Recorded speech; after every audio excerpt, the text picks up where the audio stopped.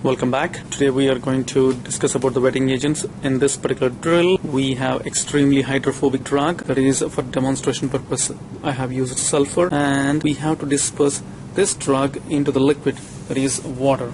Okay. So the very first step, once we receive the drug, is you have to make sure the particle size is small and they are uniform in particle size. But in this particular drug, which you see, or which you're seeing right now, the particle size is not uniform. So what we can do is we are going to triturate the drug using a mortar and pestle. So once we triturate it, so I already triturated this drug anyway. So once we triturate it, so we are going to use the sieve to make sure we have the uniform particle size. Okay. So then I took the drug and I weighed exactly 2 grams in each.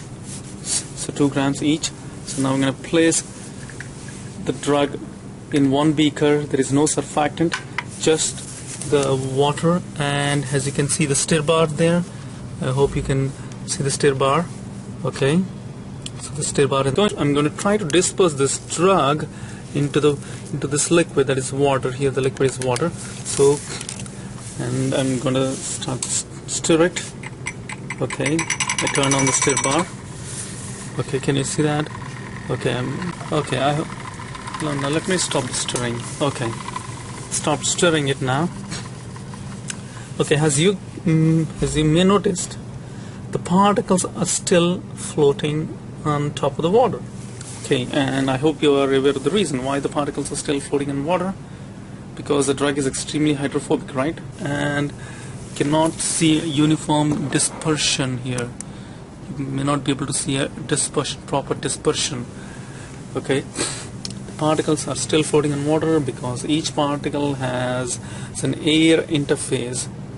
So what is the appropriate way to displace the air? That is using a surfactant, right? So if you add a surfactant to a liquid, okay, so here what I'm going to do is I'm going to simply add the drug. So I'm going to add the drug to this water. Okay, at the same time I'm going to add 10 ml of surfactant. Okay, exactly 10 ml of surfactant, and I'm going to stir again. Let me see the difference between this beaker and the other beaker which we have. Okay. Okay, see the difference, guys. As you may notice, see the difference. We have a clear dispersion here. We have a dispersion here, and the drug is still floating in water because the drug is not wet yet. Okay, so what is the difference between this one and this one? You all know that. Here the surfactant did the magic. So the surfactant, because of its amphiphilic nature, it is able to form bond with the extremely hydrophobic drug and also the hydrophilic water, because water is polar in nature and the hydrophobic drug is non-polar in nature.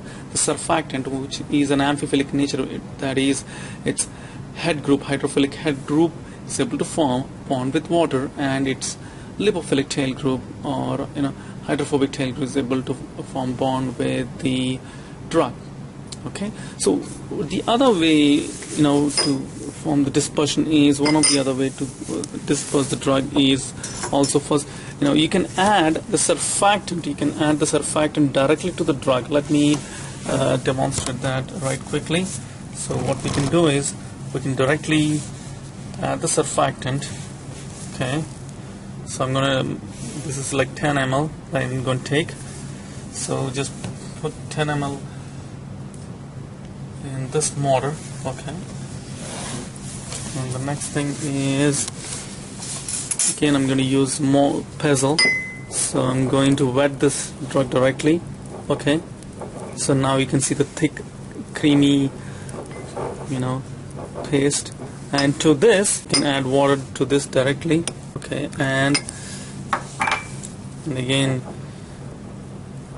navigate it a little bit and pour it back to the beaker, and again use a stir bar